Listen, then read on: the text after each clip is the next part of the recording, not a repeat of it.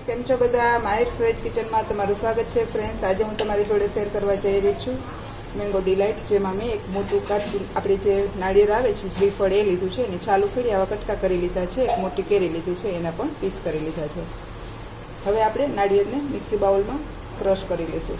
મિક્સી બાઉલમાં લઈ અને આપણે પલ્સ મોડમાં આને એકદમ સરસ ઝીણું ક્રશ કરી લઈશું. આપણે અધકચરું એવું સરસ ક્રશ કરી લેવાનું છે. લીલા નાળિયેરને બદલે તમે સૂકેલું ટોપરું પણ યુઝ કરી શકો, પણ આ સ્વાદમાં મીઠું હોય છે અને ટેસ્ટ પણ આનો એકદમ સરસ આવે છે. તો આપણે અત્યારે લીલું નાળિયેર યુઝ કરી છે. હવે ક્રશ કરેલું નાળિયેર છે એને આપણે એક પેનમાં ઠલવી લેશું. આપણે નાળિયેરને શેકી લેશું. આછું એમને થોડું થોડું શેકી લેવાનું છે, જેથી કરીને થોડો ઘણો એમાં પાણીનો ભાગ હોય એ સુકાઈ જાય. તો આ રીતે આપણે ધીમા ગેસ પર એને શેકી લેશું. આનો કોઈ કલર કે એવું આપણે ચેન્જ કરવાની જરૂર નહીં રહે.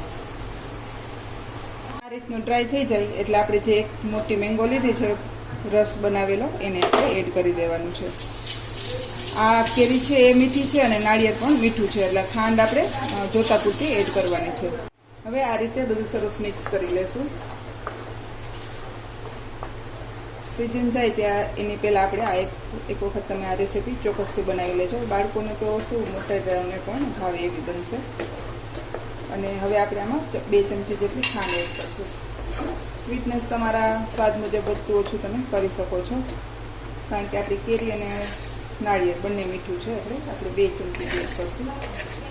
અને મિલ્ક પાવડરનો પણ આપણે યુઝ કરશું, પણ એ પણ થોડો ગળ્યો હોય છે, એટલે આપણે 2 ચમચી જેટલી ખાંડનો ઉપયોગ કરશું. હવે આ રીતે આપણે થોડી વાર એને હલાવશું. હવે આ સ્ટેજ ઉપર આપણે મિલ્ક પાવડર પણ એડ કરી દઈશું. 2 ચમચી જેટલો મિલ્ક પાવડર એડ કરવાનો છે, જેનાથી માવા જેવો ટેસ્ટ આવશે અને આપણે જે લાડુ બનાવશું એ પણ એકદમ સરસ વળી જશે. તો હવે આપણે જ્યાં સુધી તળિયાને મૂકી ન દઈએ ત્યાં સુધી આપણે આને સતત હલાવતા રહેવાનું છે.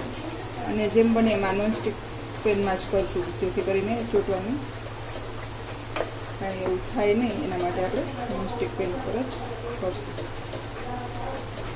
હવે સતત હલાવતું રહેવાનું છે અને તળિયું છોડે ત્યાં સુધી એને પકવવાનું છે. જોઈ શકો છો આપણું બેટર છે એકદમ સરસ ઘટ થઈ ગયું છે. હજી જ્યાં સુધી તળિયું છોડે ત્યાં સુધી એને પકાવશું. ઘટું તો થઈ ગયું છે.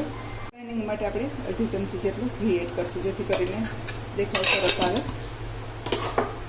તળિયું મૂકી દીધું છે અને આપણું બેટર છે સરસ પાકી ગયું છે. આ સ્ટેજ ઉપર તમે ઇલાયચી પાવડર પણ એડ કરી શકો છો, પણ મને અત્યારે એ પસંદ નથી એટલે હું એડ નથી કરતી. જો તમને ઇલાયચી ફ્લેવર ગમતી હોય તો તમે એડ કરી શકો છો.